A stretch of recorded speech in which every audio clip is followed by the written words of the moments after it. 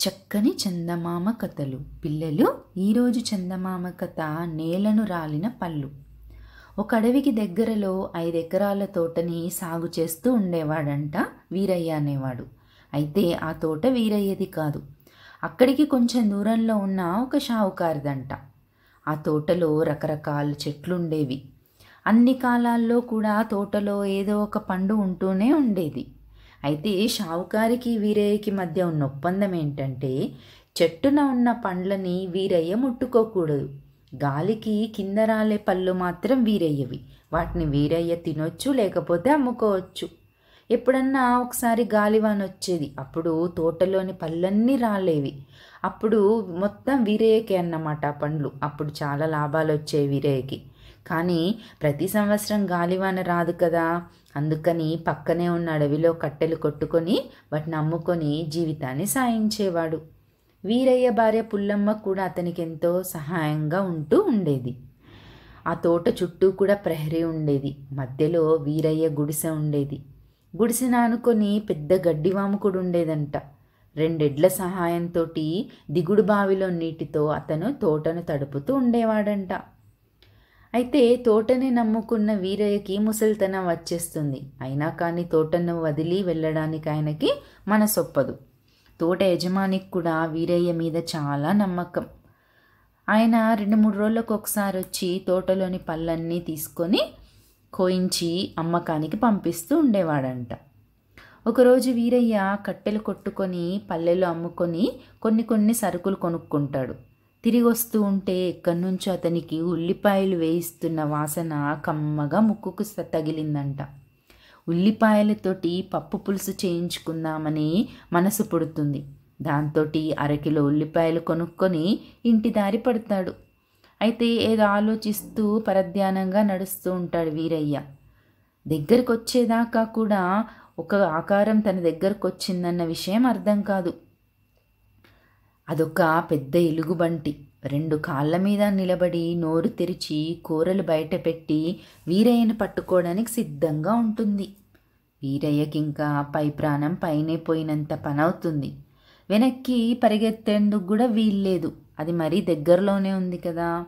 రక్షించుకునేందుకు చేతిలో ఏమీ లేదు.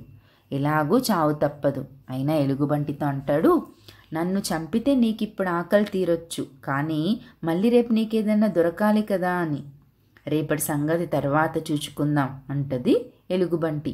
అది కాదు, ఇవాళ రేపే కాదు, నీకెప్పుడు ఆకలైనా నీ ఆకలి తీర్చేందుకు నేను సిద్ధంగా ఉంటాను అంటాడు వీరయ్య. అంటే అంటుంది ఎలుగుబంటి, నీకు ఆకలైనప్పుడల్లా మా ఇంటికి రా, కడుపు నిండా భోజనం పెడతాను అంటాడు. ఎలుగుబంటి ఆలోచనలో పడుతుంది. చేతిలోని సంచి తెరిచి చూపిస్తూ అంటాడు వీరయ్య, చూడు, సరుకులు తీసుకొని వెళ్తున్నాను. రాత్రికి ఉల్లిపాయల పప్పు పులుసు పెట్టిస్తాను అంటాడు.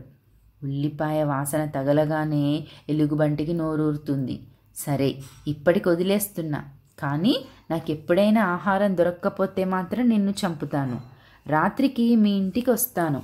ఎలా మర్యాద చేస్తావో అన్నట్టు మీ ఇల్లెక్కడా అంటుంది. అదిగో ఆ తాటి చెట్టు వెనక ఉందే తోట, దానిలో ఉంది గుడిసె అంటాడు.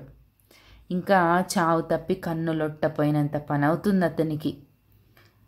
తీరా అప్పుడైతే ఏదో చెప్పాడు, కానీ ఇంకా భయమేస్తుంది. ఏంటి, ఎలుగుబంటి రోజు తన ఇంటికి వస్తుంది కదా, ఎలా అని. ఇంటికొచ్చి జరిగిందంతా భార్యకు చెప్తాడు. ఆమె కూడా ఏమనగలదు. ఇంకా తప్పించుకునేందుకు వాళ్ళకి ఏ దారి కనిపించదు. ముందైతే ఆ చిన్న కుండెడు ఉల్లిగడ్డల పప్పు పులుసును చేస్తుంది. ఎలుగుబంటి వచ్చేదాకా ఆగేందుకు ప్రాణం ఒప్పదు. ఇద్దరూ కలిసి కూర్చొని అన్నం తింటారు. ఇద్దరు తిన్నాక చూస్తే పులుసు మిగలదు, అన్నము మిగలదు. వీరయ్య మళ్ళీ వండమంటాడు భార్యని, కానీ ఉల్లిపాయలు అయిపోయాయి, లేవు కదా. అయినా కడుపు నిండా తిన్నాక మళ్ళీ పని చేసేందుకు వీరయ్య భార్యకి ఒళ్ళొంగదు. ఇంకా ఎలుగుబంటి వచ్చే సమయం అయిపోతుంది. ఇంకా చేసేదేం లేక ఇంటికి తాళం వేసి వీరయ్య పుల్లమ్మ గడ్డివాములో దాక్కొని కిక్కురు మనకుండా కూర్చుంటారు.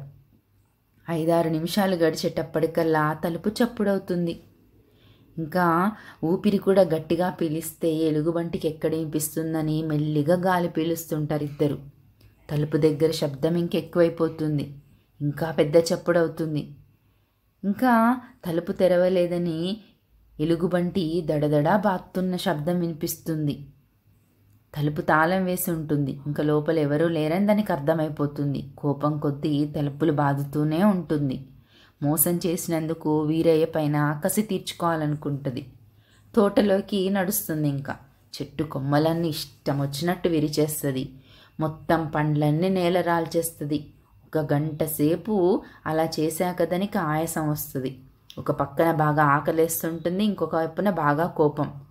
ఇంకా చేసేది లేక మళ్ళీ గుడిసె దగ్గరకు వస్తుంది. పక్కనే వాములో ఉన్నారు కదా వాళ్ళు, ఇదంతా గమనిస్తూ ఉంటారు.